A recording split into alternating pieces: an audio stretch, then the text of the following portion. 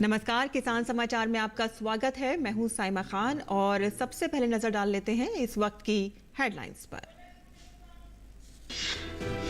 देश भर में बैसाखी पर्व हर्षोल्लास के साथ मनाया जा रहा है। ये दिन नए साल की शुरुआत का है प्रतीक। इस दिन किसान अपनी फसल के अच्छी पैदावार के लिए ईश्वर से कामना करते हुए अन्न की पूजा करते हैं। पवित्र पर्व पर लोग नदियों व झीलों में डुबकी लगाते हैं।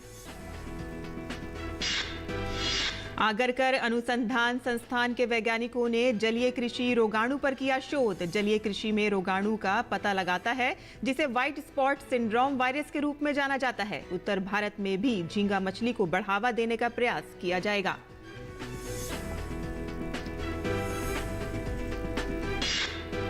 मिर्जापुर के किसान प्याज की खेती से बढ़ा रहे हैं मुनाफा। प्याज की खेती से किसानों की आमदनी बढ़ी। बीज से बाजार तक की सुविधा से किसान हो रहे हैं आत्मनिर्भर।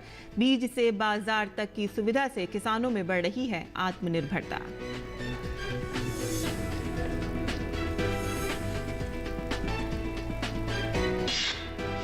समूचे उत्तर भारत समेत देश भर में भीषण गर्मी का प्रकोप जारी। राजस्थान में आम लोगों के साथ साथ पशु पक्षी भी गर्मी से बेहाल। राज्य के पश्चिमी हिस्सों में पेयजल संकट गहराया। बीकानेर और चूरू में भीषण लू का ऑरेंज अलर्ट जारी। 15 जिलों में येलो अलर्ट जारी किया गया। किसानों से अपील, खेतों में काम करते समय साथ में रखें पानी और सर पर कपड़ा लपेट कर रखें। और अब समाचार विस्तार से। केंद्रीय मंत्रिमंडल ने केंद्रीय प्रायोजित योजना राष्ट्रीय ग्राम स्वराज अभियान को अगले 4 वर्षों यानी कि 2026 तक के लिए मंजूरी दे दी है। मंत्रिमंडल के अन्य फैसलों को बताती हमारी ये खास रिपोर्ट देखिए। गांव, ग्रामीण और पंचायतों को सशक्त करने के लिए चल रहा मोदी सरकार का अभियान और तेज होने वाला है। प्रधानमंत्री नरेंद्र मोदी की अध्यक्षता में हुई कैबिनेट की बैठक में केंद्र प्रायोजित योजना राष्ट्रीय ग्राम स्वराज अभियान को अगले 4 वर्षों यानी मार्च 2026 तक जारी रखने की मंजूरी दी गई है। अभियान के जरिए सतत विकास के लक्ष्यों को हासिल करने के लिए 3.25 लाख से ज्यादा ग्रामीण स्थानीय निकायों को मदद दी जाएगी। इस योजना का कुल वित्तीय परिव्यय 5,911 करोड़ रुपए है, जिसमें केंद्र सरकार का हिस्सा 3,700 करोड़ रुपए और राज्य का हिस्सा 2,211 करोड़ रुपए है। राष्ट्रीय ग्राम स्वराज अभियान को 2025-26 तक 5,911 करोड़ रुपए का आउटले की मंजूरी दी गई है, जिसमें केंद्र का शेयर भारत सरकार का हिस्सा 3,700 करोड़ रुपया होगा और राज्य की सरकारों का हिस्सा 2,211 करोड़ रुपया होगा। ग्राम स्वराज अभियान का फायदा ज्यादा से ज्यादा लोगों तक पहुंचे, इसके लिए योजना में कई बदलाव किए गए हैं। गांव को विकसित बनाने के लक्ष्य के साथ ही रोजगार के अवसर बढ़ाने के उपायों पर अभियान के जरिए जोर दिया जाएगा। इसके साथ ही योजना के अंतर्गत नेतृत्व क्षमता मजबूत करने के मकसद से 1,65,00,000 से ज्यादा पंचायत प्रतिनिधियों को प्रशिक्षित भी किया जाएगा। पंचायती राज संस्थानों को और मजबूत करने के लिए, उनकी ट्रेनिंग के लिए, उनके ओवरऑल जो करिकुलम है, कंटेंट है, उसको रिवैम्प करके इस पूरी योजना में सुधार लाया गया है।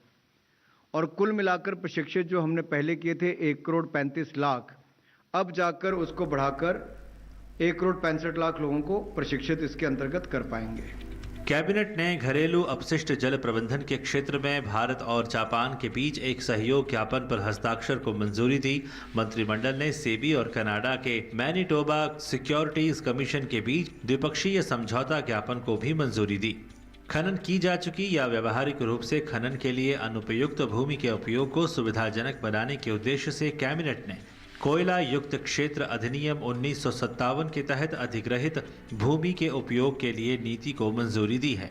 इस बदलाव से कोयला और ऊर्जा से संबंधित इंफ्रास्ट्रक्चर के विकास और स्थापना के लिए गैर खनन योग्य भूमि का उपयोग करना संभव होगा, तो साथ ही कोयला क्षेत्र में निवेश और रोजगार सृजन भी बढ़ेगा।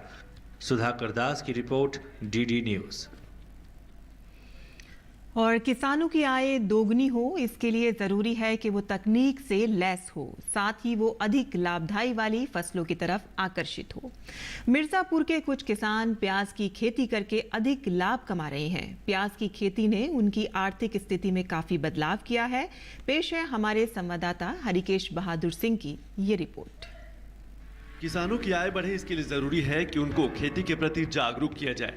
मिर्जापुर के कुछ किसानों ने प्याज की खेती को आय बढ़ाने का महत्वपूर्ण जरिया बना रखा है। मिर्जापुर के कई किसान बड़े पैमाने पर प्याज की खेती करते हैं। उनका कहना है कि प्याज की खेती से उन्हें ज्यादा मुनाफा होता है और लागत भी कम आती है। प्याज की खेती कर रहे हैं। इस प्याज की खेती में प्याज एवं लहसुन अनुसंधान निदेशालय पुणे महाराष्ट्र के सहयोग से वर्तमान में अच्छा खेती, अच्छा उत्पादन कर रहे हैं। पहले क्या होता था कि यहाँ के जो किसान थे अपने मिर्जापुर जिले के, वो मूंगफली का खेती करते थे, लेकिन जो आमदनी होना चाहिए था वो होता नहीं था। न मूंगफली का उत्पादन होता था, न मूंगफली का रेट भी उतना अच्छा नहीं मिलता था। लेकिन जब से प्याज की खेती में आए, तब से यहाँ के किसानों का आमदनी भी बढ़ा, साथ ही साथ उनको एक नया फसल मिला। एग्री प्रोड्यूसर कंपनी के मार्फत हमको जो है प्याज पे और जो है लहसुन, प्याज एवं लहसुन अनुसंधान निदेशालय पुणे के माध्यम से हमको जो है ट्रेनिंग दे करके बाकायदा प्याज की खेती के लिए प्रोत्साहित किया गया और हमने जो है वो खेती कर रहे हैं और हमको बड़ा अच्छा रिस्पांस मिल रहा है। पहले हम जो है मूंगफली की खेती करते थे और चीज़ें करते थे, लेकिन उससे हमको जो है ज़्यादा बेटर रिजल्ट इसमें प्याज में हमको मिल रहा है। पहले ये किसान मूंगफली की खेती करते थे, पर मूंगफली की खेती में कई तरह की दिक्कतें आती थी। जंगली जानवरों का खतरा बना रहता था। फिर प्याज की खेती करनी शुरू की। शुरुआत में बाजार की समस्या थी, पर धीरे धीरे प्याज को कैसे बेचा जा सकता है इसकी जानकारी मिली और आज लगभग पूरे ही खेतों में प्याज उगाया जाता है। एग्री मित्र फार्मा से हमें 3 साल से प्याज की खेती के बारे में जानकारी मिली है और हम लोग 3 साल से खेती कर रहे हैं और अच्छा लाभ हम लोग को हो रहा है। कोरोना काल में जब सब कुछ बंद था, तब भी एग्रीकल्चर सेक्टर अनवरत आगे बढ़ता रहा। उसी का नतीजा है कि उत्पादन प्रभावित नहीं हुआ और आज इन्हीं किसानों की मेहनत के चलते हम कई मामलों में आत्मनिर्भर बने हैं। ये प्याज है जो मिर्जापुर के किसानों के लिए एक ऐसी फसल बन के आई है जो उनकी आय को बढ़ा रही है। और ये किसान जागरूक किसान हैं जो अपनी पारंपरिक खेती के साथ साथ प्याज की भी खेती कर रहे हैं और मदद ले रहे हैं दूर पुणे के संस्थान की। ये सरकारी संस्थान प्रधानमंत्री की सोच के अनुसार इन किसानों की मदद कर रहे हैं, उन्हें तकनीक बता रहे हैं जिससे वो अपनी आय दोगुनी कर सकें। और किसान अपनी आय दोगुनी कर रहे हैं इस प्याज के उत्पादन से और बनारस के आसपास के इलाके को भी प्याज की फसल के माध्यम से लोगों की सेवा भी कर रहे हैं। कैमरा पर्सन मासूम के साथ doctor Harikesh Bahadur Singh Gautam, Mirzapur, DD news. और आपको बता दें कि जलीय कृषि रोगाणु पर शोध किया गया है। आपको बताएं कि झींगा पालन में वैज्ञानिकों ने जलीय कृषि रोगाणु परीक्षण उपकरण विकसित किया है और भारतीय वैज्ञानिकों ने एक सुविधाजनक परीक्षण करने वाला उपकरण विकसित किया है। उत्तर भारत में भी झींगा मछली को बढ़ावा देने का प्रयास किया जाएगा अब, और उसी के तहत ये शोध किया गया है। ये जलीय कृषि में रोगाणु का पता लगाता है जिसे व्हाइट स्पॉट सिंड्रोम वायरस के रूप में जाना जाता है। और अगरकर अनुसंधान संस्थान ARI के वैज्ञानिकों ने ये शोध किया है। वैकल्पिक जैव पहचान तत्व के रूप में ये काम करता है। व्हाइट स्पॉट सिंड्रोम वायरस द्वारा झींगा, जिसे पेनिस वन्नामेई प्रशांत महासागरीय सफेद झींगा कहा जाता है, रोगाणुओं का जल्द और तेजी से पता लगाने वाली तकनीकों से मछली और शेलफिश पालन में सहायता मिलेगी और इस मछली के निर्यात से देश को राजस्व की प्राप्ति होती है। अमेरिका को झींगा का निर्यात करने वाले देशों में भारत का अहम स्थान है।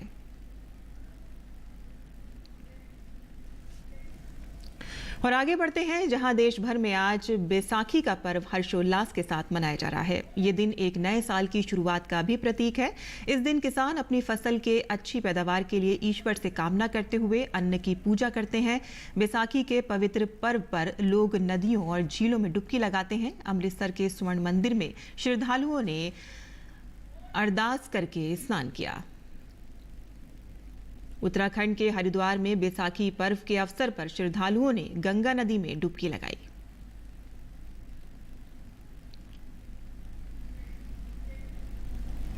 और भाजपा के राष्ट्रीय अध्यक्ष जेपी नड्डा ने बुधवार को दिल्ली के गांधीनगर विधानसभा क्षेत्र के कैलाश नगर में जन वितरण प्रणाली केंद्र का दौरा किया और आम लोगों को अनाज किट वहां पर वितरण की। इस दौरान क्या कुछ उन्होंने महसूस किया, ये देखते हैं इस रिपोर्ट में। लॉकडाउन के दौरान शुरू हुए प्रधानमंत्री गरीब कल्याण अन्न योजना का लाभ गरीबों को कितना मिल रहा है, ये जानने के लिए भारतीय जनता पार्टी के राष्ट्रीय अध्यक्ष जेपी नड्डा ने दिल्ली के एक जन वितरण प्रणाली केंद्र का जायजा लिया। इस दौरान जेपी नड्डा का भव्य स्वागत किया गया और सड़कों पर भारी हुजूम देखने को मिला। इस मौके पर जेपी नड्डा ने प्रधानमंत्री गरीब कल्याण अन्न योजना के तहत लाभार्थियों को राशन किट भी सौंपी। वहीं नड्डा ने लाभार्थियों से संवाद किया और बताया कि दिल्ली में 74 लाख लोगों को पीडीएस के द्वारा जो अनाज मिल रहा है, उसमें भाजपा कार्यकर्ता गरीबों तक अनाज पहुंचाने में मददगार साबित हो रहे हैं। कोरोना के पेंडेमिक में जब लोगों को दिक्कत में आए तो जो उससे आर्थिक दृष्टि से गरीबी निचले स्तर पर और जानी थी, उस झटके को मोदी जी की नीतियों ने संभाल लिया और गरीब आदमी भी इज्जत के साथ अपने काम के दृष्टि से खड़ा रहा। भारतीय जनता पार्टी सामाजिक न्याय पखवाड़ा मना रही है। इसी कड़ी में बीजेपी अध्यक्ष ने गरीबों की सुधि ली और कोरोना काल में केंद्र सरकार द्वारा किए गए कार्य की जमकर सराहना भी की। गौरतलब है कि लॉकडाउन के दौरान ही गरीबों को 5 किलो मुफ्त अनाज देने की घोषणा मोदी सरकार ने की थी, जिसका सीधा लाभ देश की करोड़ों जनता को मिल रहा है। उत्तर प्रदेश विधानसभा चुनाव में लाभार्थी तबके से मिले भारी जनादेश को देखते हुए भारतीय जनता पार्टी दिल्ली में भी लाभार्थियों के बीच जाने की कोशिश कर रही है। इसी कड़ी में जेपी नड्डा लाभार्थियों के बीच पहुंचे और उन्होंने संवाद करने की कोशिश की और जन वितरण प्रणाली पर जाकर यह जानने की भी कोशिश की कि आखिर अनाज गरीबों तक कैसे पहुंच रहा है। कैमरामैन जगपाल सिंह के साथ गांधीनगर दिल्ली से मैं राजेश राज, डीडी न्यूज़ के लिए। और अगली खबर यूपी से है, जहां यूपी सरकार कोई भी कृषि यंत्र प्रतिबंधित ना हो। यूपी सरकार का ये कहना है। यूपी शासन का फरमान है कि कटाई मड़ाई में कृषि यंत्रों के प्रयोग में अड़ंगेबाजी ना लगाई जाए। और अपर मुख्य सचिव गृह अविनेश अवस्थी ने इस संबंध में समस्त मंडलायुक्त से ये कहा है कि कोई भी प्रतिबंधित यंत्र जो है, कृषि प्रतिबंधित यंत्र और कटाई व मड़ाई के लिए किसानों के फसल की कटाई व मड़ाई में कृषि यंत्रों के इस्तेमाल पर अड़ंगेबाजी पर सख्त नाराजगी उन्होंने जताई है। इन दिनों गेहूं की कटाई और मड़ाई का काम तेजी से चल रहा है और इसमें कंबाइन, हार्वेस्टर, रीपर कंबाइनर, स्ट्री रीपर और चेफ कटर का इस्तेमाल किया जा रहा है। शासन ने संज्ञान में आया है कि कुछ जिलों में कुछ कृषि यंत्र प्रतिबंध किए गए हैं और इससे किसानों में आक्रोश उत्पन्न हो रहा है। सुनिश्चित करने को कहा गया है कि कटाई और मड़ाई के दौरान सरकारी कर्मकों को द्वारा किसानों का उत्पीड़न न किया जाए। और आगे बढ़ते हैं, जहां समूचे उत्तर भारत समेत देश भर में भीषण गर्मी का प्रकोप जारी है। राजस्थान में आम लोगों के साथ साथ पशु पक्षी भी गर्मी से बेहाल हैं। राज्य के पश्चिमी हिस्सों में पेयजल संकट गहरा गया है। राजस्थान में श्रीगंगानगर सबसे गर्म शहर रहा है, जहां अधिकतम तापमान 45.5 डिग्री सेल्सियस रहा है। मौसम विभाग ने 14 अप्रैल तक झुंझुनू, धौलपुर, करौली, सवाई माधोपुर, बारां, श्रीगंगानगर, हनुमानगढ़, बीकानेर और चूरू में भीषण लू का ऑरेंज अलर्ट जारी किया है। 15 जिलों में येलो अलर्ट जारी किया गया है। और केंद्र की कल्याणकारी योजनाएं समाज के वंचित तबके और महिलाओं के लिए वरदान साबित हुई हैं। ऐसी ही एक योजना है प्रधानमंत्री की स्टैंड अप योजना, जो समाज के वंचित तबके को आत्मनिर्भर बना रही है। देखिए यूपी के फतेहपुर से हमारी ये ग्राउंड रिपोर्ट।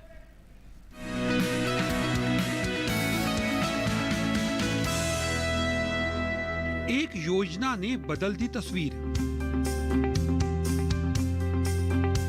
व्यापार के लिए वरदान बनी पीएम स्टैंड अप योजना। युवाओं के सपनों को मिली नई उड़ान। पीएम स्टैंड अप योजना से 1 करोड़ रुपए तक की मदद। यह है यूपी की सुमन कन्नौजिया। यूपी के फतेहपुर की रहने वाली सुमन का सपना था कि वो भी आत्मनिर्भर बने, जीवन में कुछ कर दिखाएं। लेकिन ग्रेजुएट तक पढ़ाई करने के बाद सुमन की शादी तय हो गई। शादी के बाद भी सुमन के मन में आत्मनिर्भर बनने का सपना हिलोरे ले रहा था, इसलिए उन्होंने अपना व्यवसाय शुरू किया। उनके व्यापार को सहारा मिला पीएम स्टैंड अप योजना का, जिससे सुमन ने 10 लाख रुपए का ऋण प्राप्त किया। इस योजना से लाभ लेकर सुमन न केवल स्वयं आत्मनिर्भर बनी, बल्कि अन्य लोगों को भी रोजगार दे रही हैं। प्रधानमंत्री योजना स्टैंड अप के बारे में जानकारी ली और ये जिन महिलाओं को नौकरी नहीं मिल रही उन महिलाओं के लिए अच्छा साबित हुआ। 10 लाख का लोन लिया और फिर मैंने उसी से अपना पेट शॉप खोला।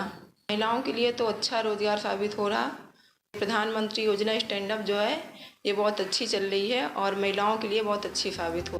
स्टैंड अप योजना के माध्यम से अनुसूचित जाति, अनुसूचित जनजाति और महिलाओं को कारोबार के लिए 10 लाख से 1 करोड़ रुपए तक का ऋण उपलब्ध है। राधानगर के रहने वाले अर्पित ने 11 लाख रुपए का ऋण लेकर फर्नीचर का व्यापार बढ़ाया और आज अच्छी आमदनी कर रहे हैं। 11 लाख रुपए का हमने लोन कराया, जो हमारे काम को आगे बढ़ाने के लिए, हमारे पूरी तरीके से हमारे काम को स्टैंड करने के लिए बहुत मददगार रहा। योजना बहुत अच्छी है, बहुत से लोगों को फायदा मिल चुका है, बहुत से लोगों को मिल सकता है। इसको जानकारी नहीं है, उनको जानकारी प्रोवाइड हो तो बहुत अच्छा लोगों के लिए एक अपॉर्चुनिटी है। अर्पित की ही तरह उदयभान भी अपने व्यापार को विस्तार देने के लिए पूंजी की जरूरत महसूस कर रहे थे। पीएम स्टैंड अप योजना से उदयभान ने 95 लाख रुपए का ऋण हासिल किया और सोया बरी के अपने व्यापार से आज 30 से 35 लोगों को रोजगार दे रहे हैं। बैंक गए तो वहाँ से जानकारी मिली और हमने जो है 95 लाख का लोन लिया, उसमें मशीन लाए, बिजनेस शुरू कर दिया। बिजनेस आज की डेट में बढ़िया चल रहा है। हाँ, स्टेटम के माध्यम से हमने 30 से 40 लोगों को, लेडीज भी है, जेंट्स भी है, सारे लोगों को हमने रोजगार दिया। उसमें सारे लोग जुड़े हुए हैं, उनके परिवार भी चलते हैं और हमारा बिजनेस भी चलता है। प्रधानमंत्री स्टैंड अप योजना ने सुमन, अर्पित और उदयभान के सपनों को नई उड़ान दी, जिससे उन्होंने अपने व्यापार को बढ़ाकर अपने साथ ही अन्य लोगों को भी आत्मनिर्भर बनाया है। डीडी न्यूज के लिए फतेहपुर से लोकेंद्र सिंह के साथ योगेश कुमार की रिपोर्ट।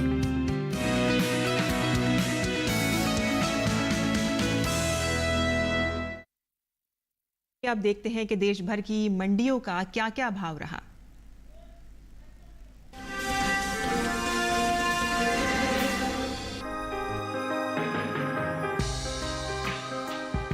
इस साल देश में मूंगफली की पैदावार में कमी देखने को मिल सकती है। घरेलू स्तर पर मूंगफली की उपज में इस साल 3,81,000 टन की कमी हो सकती है, जिसका असर कृषि उपज मंडियों में मूंगफली के भाव पर पड़ सकता है। कृषि मंत्रालय की ओर से हाल ही में जारी दूसरे अग्रिम अनुमान के मुताबिक साल 2021-22 के दौरान मूंगफली की पैदावार 98,63,000 टन होने का अनुमान जताया गया है, जबकि बीते साल की समान अवधि के दौरान उपज 1,02,44,000 टन की रही थी। वहीं कुल तिलहन की पैदावार पर नजर डालें तो कृषि मंत्रालय की ओर से साल 2021-22 के लिए हाल ही में जारी दूसरे अग्रिम अनुमान के अनुसार घरेलू स्तर पर तिलहन की पैदावार में खासी बढ़त देखने को मिल सकती है। कुल तिलहन की उपज बीते साल के मुकाबले 12 लाख टन ज्यादा होने की उम्मीद है। इस साल तिलहन की पैदावार 3,71,00,000 टन के पार जा सकती है, जबकि बीते साल इस दौरान कुल तिलहन की उपज महज 3,59,40,000 टन रही थी। केंद्र सरकार की ओर से कृषि निर्यात नीति में किए गए बदलावों के चलते अंतर्राष्ट्रीय बाजार में भारत ने साल 2020-21 के दौरान अच्छा प्रदर्शन किया है। यही वजह है कि वैश्विक बाजार में भारतीय मूंगफली की मांग में लगातार इजाफा हुआ है। देश में इस साल मूंगफली के निर्यात में अच्छी बढ़त देखने को मिल रही है। बीते 3 सालों के मुकाबले मूंगफली का निर्यात 10% बढ़ा है। साल 2017-18 के दौरान देश से मूंगफली का निर्यात 3,386 करोड़ रुपए का हुआ है। वहीं साल 2018-19 के दौरान निर्यात 3,297 करोड़ रुपए का रहा था। हालांकि साल 2019-20 के दौरान मूंगफली के निर्यात में 1,799 करोड़ रुपए का जोरदार इजाफा हुआ और निर्यात 5,000 करोड़ रुपए के पार पहुंच गया, जबकि साल 2020-21 के दौरान मूंगफली का निर्यात 5,380 करोड़ रुपए के पार पहुंच गया है। वहीं मूंगफली की बुआई पर नजर डालें तो रबी सीजन में देश के अलग अलग राज्यों में हो रही मूंगफली की बुआई का रकबा बीते साल से 9,000 हेक्टेयर बढ़ा है। कृषि मंत्रालय की ओर से साल 2021-22 के लिए जारी आंकड़ों के अनुसार रबी मूंगफली की बुआई 5,27,000 हेक्टेयर में हुई है, जबकि बीते साल की समान अवधि के दौरान बुआई का रकबा 5,18,000 हेक्टेयर था।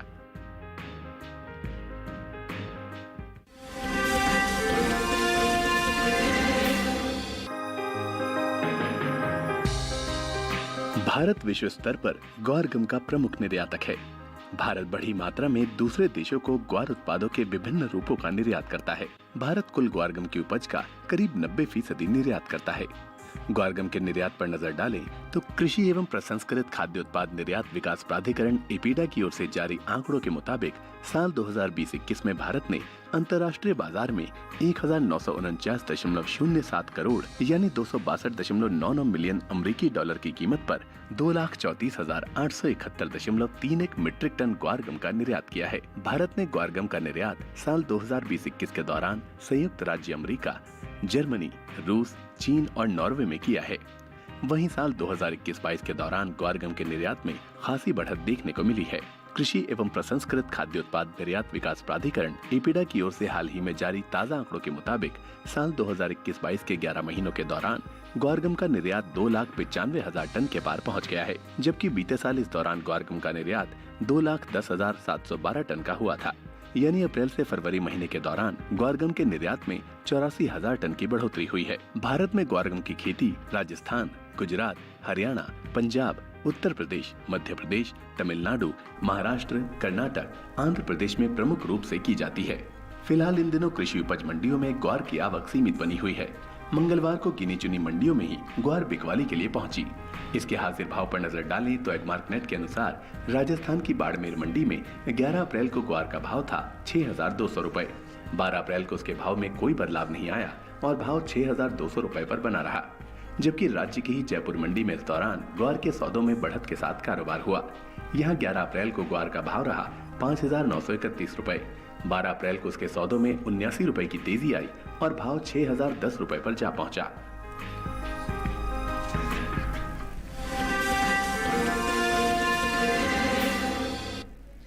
और खेती किसानी की खबरों के बाद अब नजर डाल लेते हैं खास खबरों पर। भारत के संविधान निर्माता भारत रत्न बाबा साहेब डॉक्टर BR अंबेडकर की 132वीं जयंती के अवसर पर देश भर में अनेक कार्यक्रमों का आयोजन किया गया है। राष्ट्रपति रामनाथ कोविंद, उपराष्ट्रपति वेंकैया नायडू और प्रधानमंत्री नरेंद्र मोदी ने संसद भवन परिसर में अंबेडकर जी की प्रतिमा पर पुष्पांजलि अर्पित की। लोकसभा के अध्यक्ष ओम बिरला और अन्य नेताओं ने संसद के केंद्रीय कक्ष में डॉक्टर भीमराव अंबेडकर की जयंती पर उन्हें श्रद्धांजलि दी। भगवान महावीर की जयंती जैन समुदाय के लिए सबसे पावन अवसर है और उनके धार्मिक जीवन में इसका बहुत महत्व है। बृहस्पतिवार को महावीर जयंती के अवसर पर राष्ट्रपति रामनाथ कोविंद और उपराष्ट्रपति एम वेंकैया नायडू इस अवसर पर लोगों को शुभकामनाएं दी। गृह मंत्री अमित शाह ने भी देशवासियों को महावीर जयंती की बधाई दी। विदेश एवं संस्कृति राज्य मंत्री मीनाक्षी लेखी ने बुधवार को नई दिल्ली में सभी महिला राजदूतों के ऑल वुमेन एम्बेसडर ग्रुप की शुरुआत की। बैठक में भारत में मौजूद सभी महिला राजदूतों, पुरुष राजदूतों की पत्नियों और सभी दूतावासों की महिला प्रभारियों ने भाग लिया। इस समूह का उद्देश्य राजनीतिक और निजी क्षेत्र में महिला नेतृत्व और लैंगिक समानता के बारे में जानकारी हासिल करते रहना है। मानवाधिकार टिप्पणी पर भारत ने अमेरिका पर पलटवार किया है। विदेश मंत्री एस जयशंकर ने कहा है कि जब भी मानवाधिकार पर चर्चा होगी, भारत इस पर बोलने से पीछे नहीं हटेगा। जयशंकर ने कहा कि अमेरिका के बारे में भारत भी अपने विचार रखता है। गौरतलब है कि अमेरिकी विदेश मंत्री एंटनी ब्लिंकन ने अमेरिका भारत में हो रहे कुछ हालिया चिंताजनक घटनाक्रम पर नजर बनाए हुए हैं। कोविड महामारी के खिलाफ सबसे प्रभावी हथियार के रूप में शुरू किए गए टीकाकरण अभियान के तहत देश में अब तक 186 करोड़ 22 लाख से अधिक टीकों की खुराकें दी जा चुकी हैं। टीकाकरण अभियान में पिछले 24 घंटों के दौरान 14 लाख से अधिक टीके लगाए गए। लद्दाख में एप्रिकॉट ब्लॉसम फेस्टिवल चूलू मैंडोक महोत्सव का दूसरा संस्करण मनाया जा रहा है। सप्ताह भर चलने वाला चूलू मैंडोक महोत्सव कल लेह के धोमखर ढो में शुरू हुआ। पर्यटन विभाग लद्दाख क्षेत्र के ग्रामीण क्षेत्र में पर्यटन को बढ़ावा देने के लिए स्थानीय संघों के सहयोग से इस उत्सव का आयोजन कर रहा है। आंध्र प्रदेश के विजयवाड़ा के पास एलुरू जिले के अक्की रेड्डी गुडेम गांव में पोरस लेबोरेटरीज प्राइवेट लिमिटेड में हुई एक भीषण आग दुर्घटना में 6 लोगों की मौत हो गई है। ये आग बुधवार और गुरुवार की मध्य रात्रि के दौरान पोरस लेबोरेटरी प्राइवेट लिमिटेड के दवा और रासायनिक निर्माण इकाई में लगी है। आग रात करीब 11 बजे एक स्टेनलेस स्टील रिएक्टर में गैस रिसाव के बाद हुए विस्फोट के बाद लगी है। और इस वक्त किसान समाचार में आज के लिए बस इतना ही। अनुमति दें, नमस्कार।